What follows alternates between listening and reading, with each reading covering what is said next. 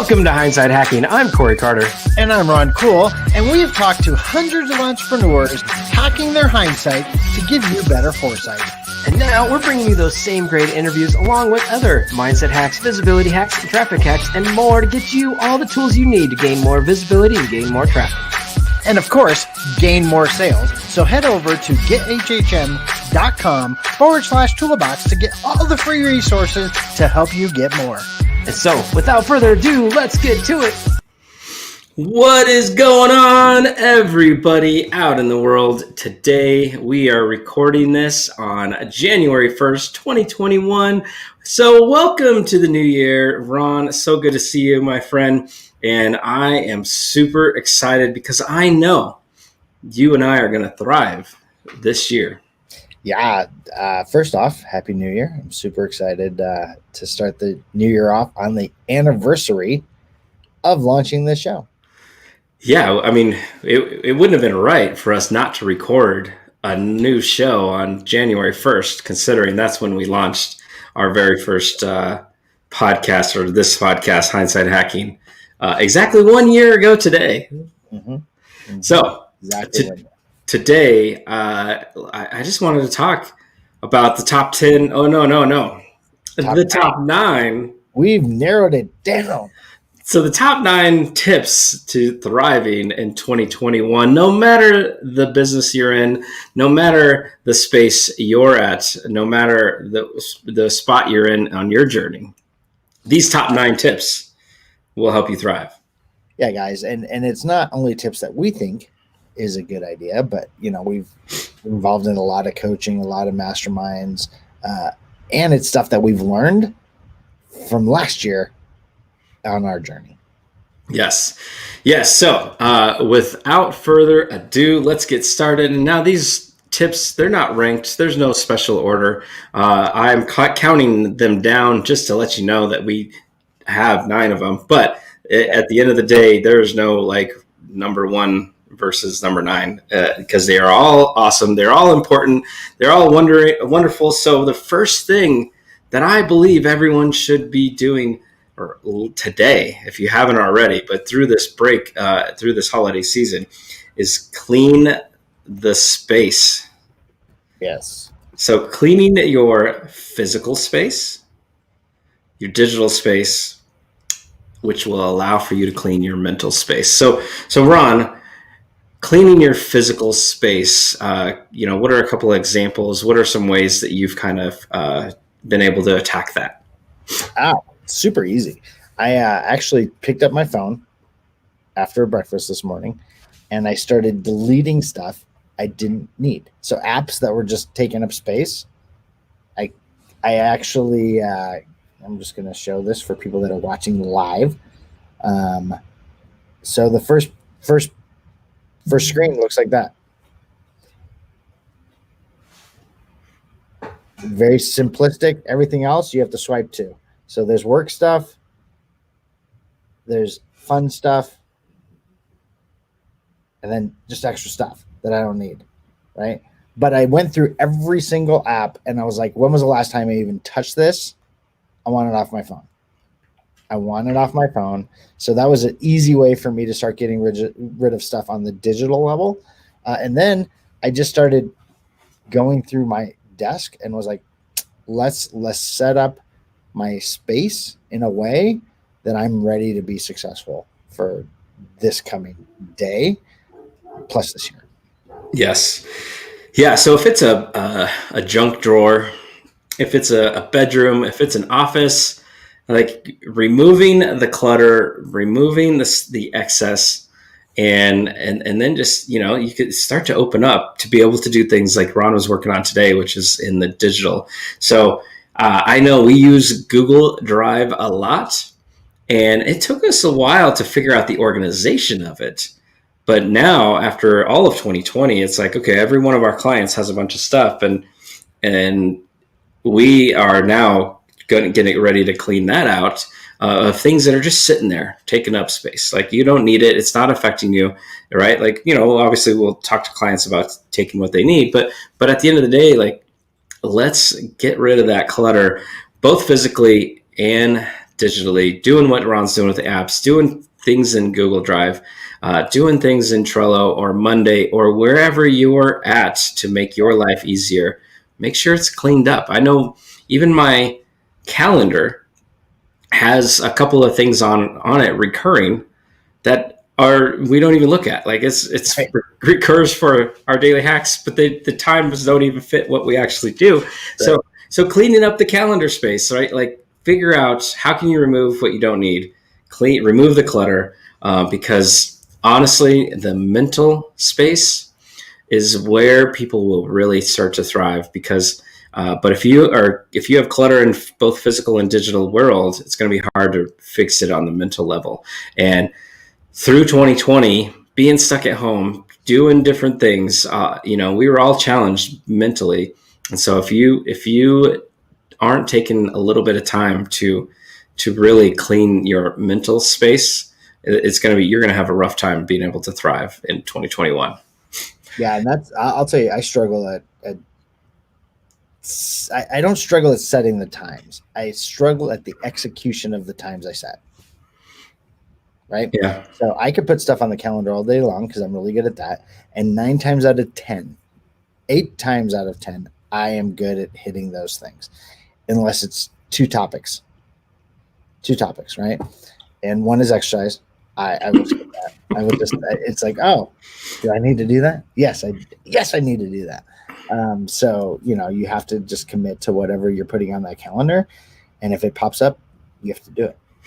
Yeah, so that moves us into number 8, and that is focus on your well-being, right? We just touched on the mental space, but for your well-being, probably should exercise a little bit, some kind of movement, whether it's going and running a marathon or walking for 30 minutes, like do some kind of movement, focus on that well-being.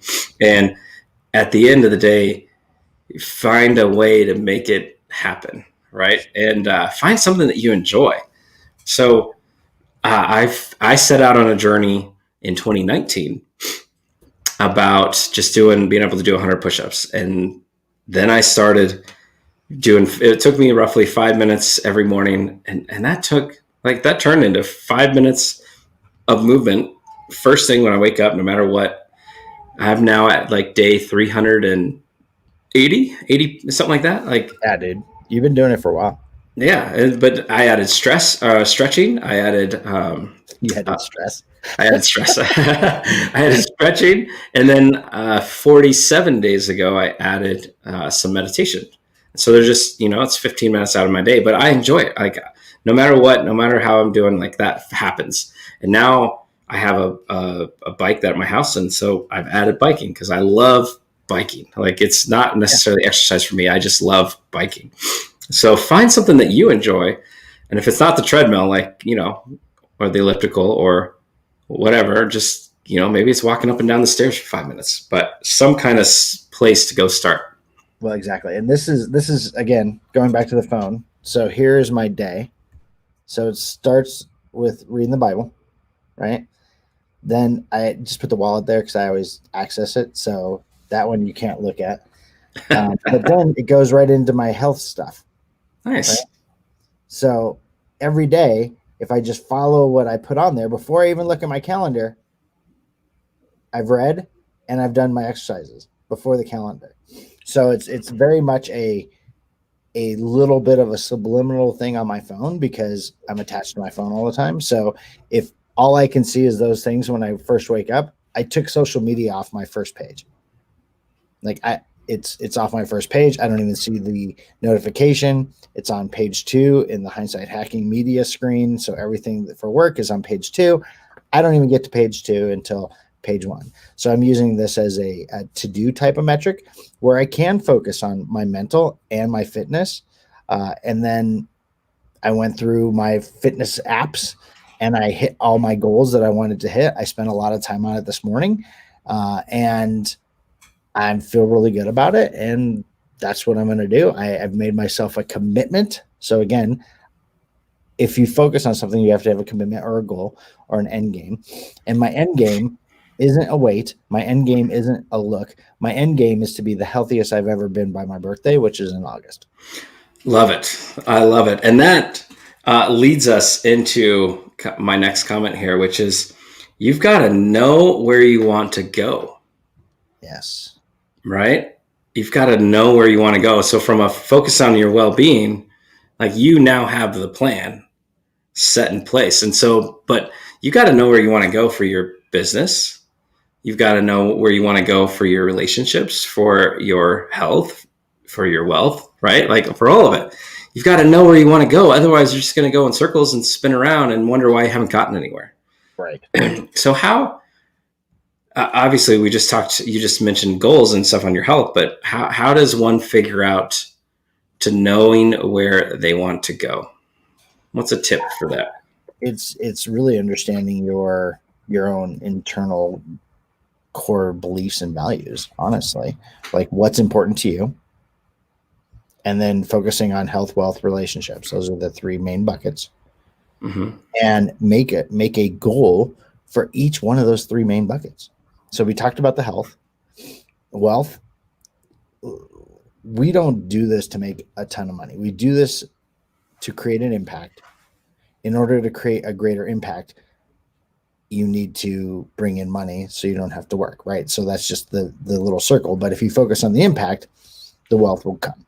And then the relationships. So the piece that everyone, especially as the entrepreneur, tends to not focus on is that relationships piece with either your partner or your spouse or your kids or your business partner, whatever those are. You have to nurture those, right? And you have to have a plan for every single one of them.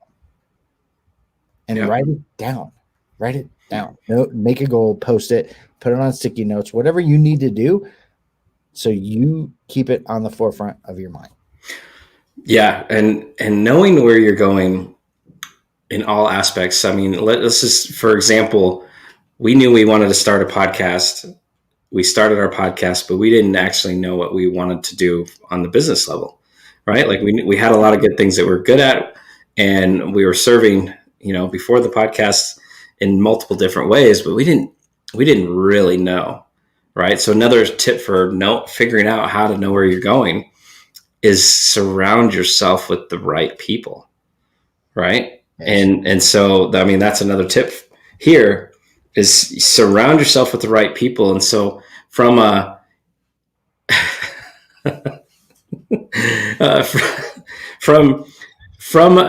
I need to figure out what I'm selling, what I'm offering, how I'm impacting people, to I need to get people around me, the right people around me, to be motivated. I need the right people around me to execute our business, whatever it is, right? Like you got to know where you want to go. But if you're still unsure, then the next step is figuring out who and what people that you need to have around you. And so you can surround yourself with the right people. And that, my friend Ron, is what you and I have been so conscious about over the last 365 days.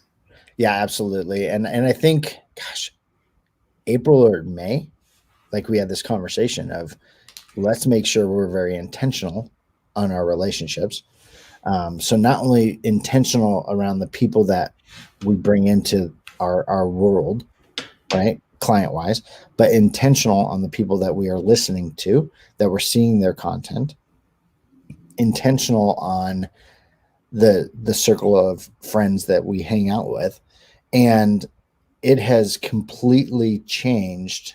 Like I knew it was important in business, right? Because I mean, we've talked about this. Surround yourself with people that can do things that you can't do, and your team will be successful. I mean, I've said that for years and years and years and years and years. And we just kind of took that mentality to our business and the people that we wanted to be around. And I don't want to use the word emulate, but yeah, I mean, right? The people that you want to model, the people that the people that you, not that you want to, emulate, but just the successful people that do things that match your values, right? Like somebody can go make tons of money, but if they don't match your values, don't get them. Like you don't want to model that, because then you'll be miserable making a lot of money. Like, right. And so, yeah, you and I have talked a lot about when you hire a team and hire people, you want to find the strengths of things that you don't have. But I think what really made the difference for us is when we took that into the people that we will listen to make ourselves better. And I think that was the first time for me where, it was always kind of like, yeah, all these good things, reading different books, learning from different people, but there was no strategy. There's no intentionality with it. And so now, like, even as much as when we did our 2021 planning, we spent a lot of time listing out all the people that we would be focused on learning from, whether it's buying something from them or whether it's being part of their mastermind or their group or listening to their podcast. Right. Right. Like, Oh yeah. It's limiting the noise for sure. It's limiting the intake of the amount of noise. I mean, this is a perfect example. I used to listen to talk radio like every freaking day, every day. And it was sports talk. It was mindless fun. Right. Mhm. I don't listen to it anymore. Right. I mean, every time we're talking, I'm listening to either probably Christian music or whatever. But it puts me in a different mindset. Right. And then when I'm ready to intake something, I'm very intentional. Like literally, I was telling Rachel last night, I can't stand watching TV anymore. I unless it's exactly something I really want to watch, I can't do it. Where before I could just sit in front of the TV and find something to watch, but I can't do it anymore because I'm being so intentional on what I'm putting in my brain and limiting that noise, right? So from podcasts to music to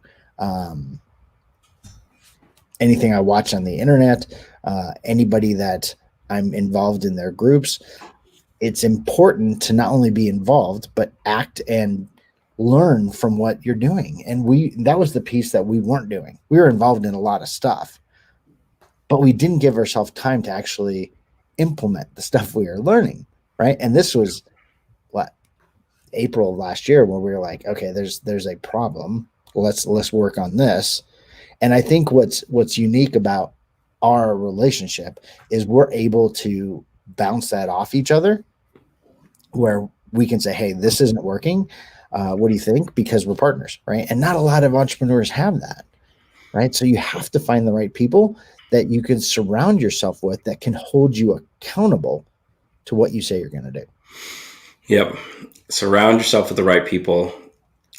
Be intentional on not only the people that you would hire, but be just as intentional on the people that you are listening to, on the people that you are learning from, and get involved with them however you can get involved. Like, I know I listen to a lot of podcasts, but there's only three, if I can count three, that actually that I listen to with the intent of learning and implementing. Right. Like the rest I listen to just because it's entertainment or edutainment, but it's like there's no intentionality about those podcasts. But there's three specific ones where I will listen to every single minute they put out. Yep. And I will try to implement what they teach us. So, all right. So moving on, know where you want to go, surround yourself with the right people, and then it's set those goals. Yeah. Right. Yep. And it's harder to set goals if you don't know where you want to go. And that's why I did put those in that order. But, right. But yeah, I mean, if you're watching this live, set goals that are smart. Right. And what does that mean? Right. Specific, measurable, attainable, relevant, and timely. Have a timeline on it. And I mean, that's one way to actually do goals, but it's not a real goal if it's just an idea and there's no way to measure it. It's not a real goal if there's no timeline that you're going to achieve. Like back to your health goal, you have August as the time, right? So everything that you do from now until August, it'll be around that for your health goal. It'll be around that part, right? Right. Yeah. No, it's understanding where you want to go, visualize it, and then you're really good at this. You work backwards. So here's the end game. Now you work backwards to get there. And then you have stop gates that hey, by this time I should hit this in order to hit the next stop gate or the next thing to get you on that goal. And that's one piece that I know is very important in setting goals. You have to have a tracker system set up, right? Like just because I have a goal in August to do to be the healthiest I've been, if I wait till June, am I going to hit it? No, I'm not going to hit it, right? It starts with today, what my decisions and choices are today to hit my first little stop gate towards the end game of August goal, just for that particular goal. Yep, exactly. And so every single goal you have, if it's not written down anywhere, it's never a goal. It's just a dream. But B, it's got to have some kind of way to measure it, and it's got to have a timeline put to it, right? Even if it's a 10-year goal, that's fine. It's got to be measured and have a timeline. So, but then the next piece to that, once you know where you're going, once you have set your goals, then as you were talking about, like working backwards, you've got to plan it. You've got to schedule it. You've got to allow yourself the space to actually achieve it. And I think this is where you and I are amazing at planning, but we sometimes, from a goal perspective, we would not give ourselves the time to achieve the goals we need to achieve because we were so buried in the other stuff that we were planning, from phone calls to, all kinds of just work for clients, right? We want to get better and achieve certain goals, but it's hard to do that if you don't give yourself the time to go work on it. Yeah. And that's something that I'm committing to being a lot more intentional on, is putting it in the calendar. So here's the goal. Here's time I have to block out in order to hit the goal. And in the calendar, I'm just putting goal 1, goal 2, goal 3, what it is. So I know that's a non-negotiable block on my calendar in order for me to hit the goals that I have set or we have set for our business. Yeah. And it's as much as we will always make time for the client calls on a Monday. Yep. Like it has to be in the calendar. And then we make the time for our goals, whether it's to go learn something or execute or, implement something, right? Like it's as equal, if not more important, in your calendar and in your space to achieve that. Even and this is a piece we haven't really talked about and almost should be first. When planning your calendar and you're focused on your mental well-being, your health well-being, you need to plan the time that you're going to be offline, yep, that you're going to be with your family, that you're going to be on vacation, right?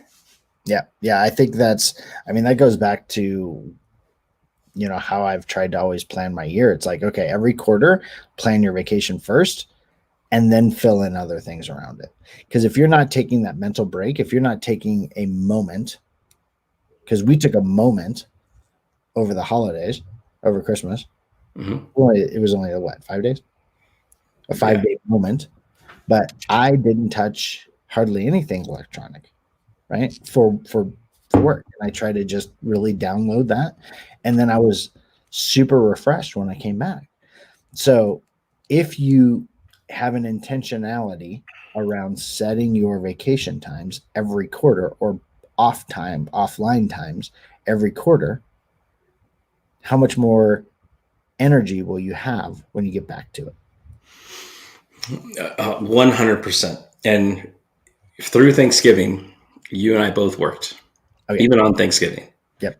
And by the time we took our time at Christmas, I was burnt. Oh yeah. And I needed it. Yeah. And so taking that time, plan out everything. It is something that is so important for your ability to thrive. All right. So balance is kind of the number 2 tip, right? And we just started talking about the balance for planning, right? You plan it, you put it in your schedule. If you're going to be offline, like put it in there, make sure you stick to that. Maybe you don't have to plan it in your schedule, but every time it's like, you're done with work at 5 and then you're done with work at 5. Like plan what you need to have, but plan those vacations first. Plan that time with your family, your kids, your spouse, whatever it is.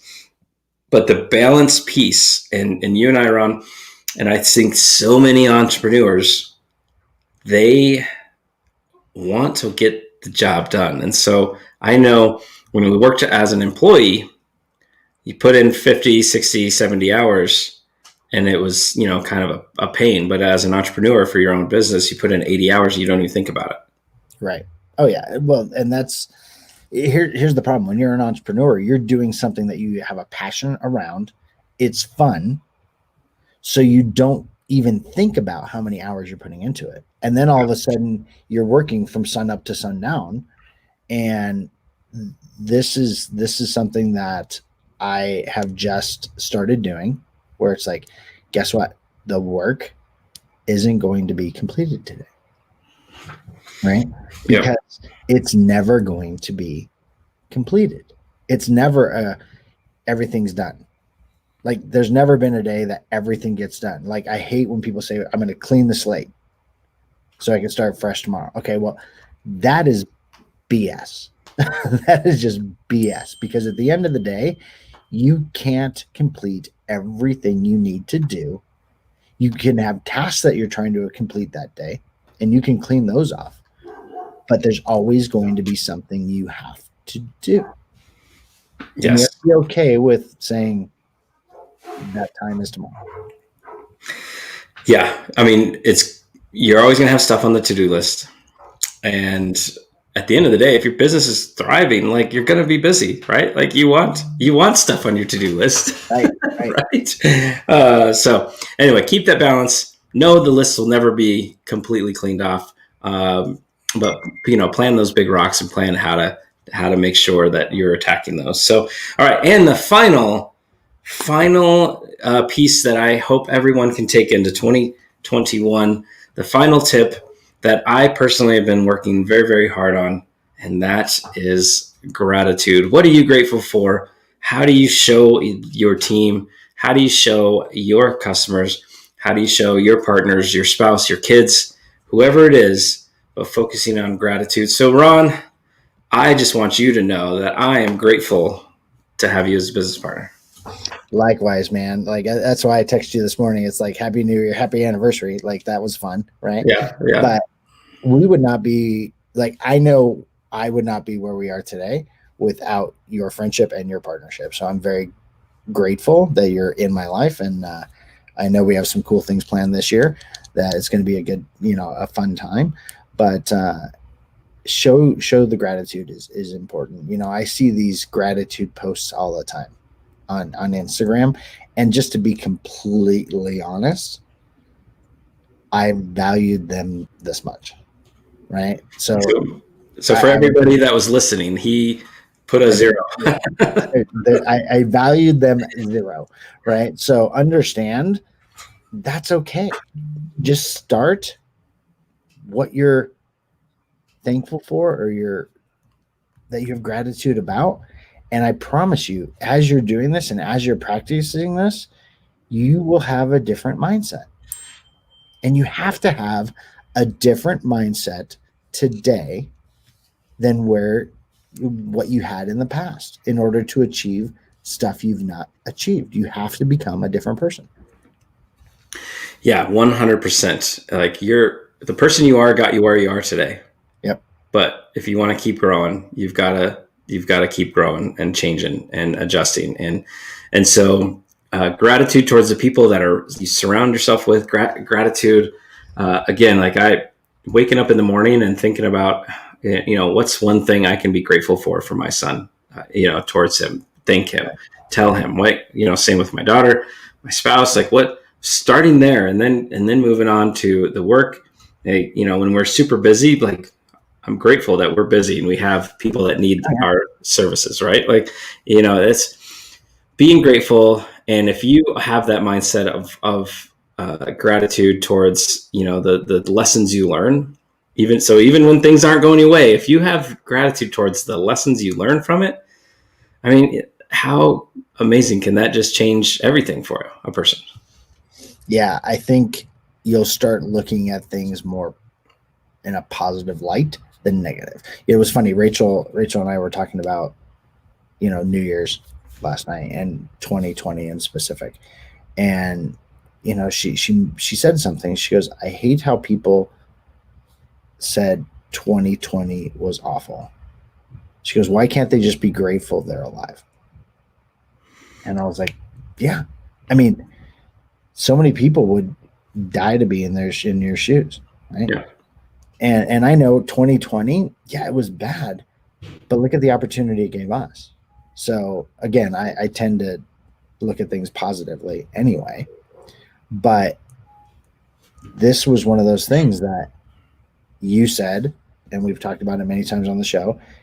2020 either happened to us or for us. Which one is it? And we both picked for us, and we ran with that.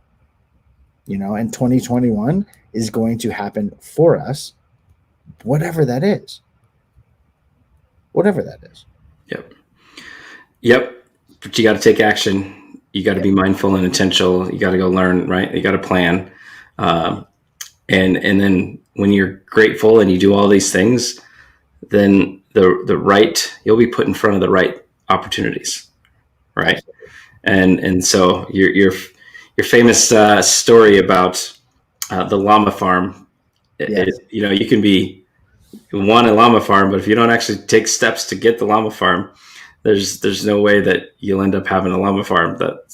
Right. If you aren't taking the steps to get the llama farm, God is not going to just open up the clouds and drop a llama farm on you. Yep. All right. I think that covers all top 9 tips on how to thrive in 2021. I know I am super grateful for every one of you that watch this on YouTube or Facebook and that listen to this on iTunes or iHeartRadio or Amazon or Stitcher or wherever you're listening from. I am super grateful and thankful that you are out there, and I hope that we will continue to provide you everything that you need from our show.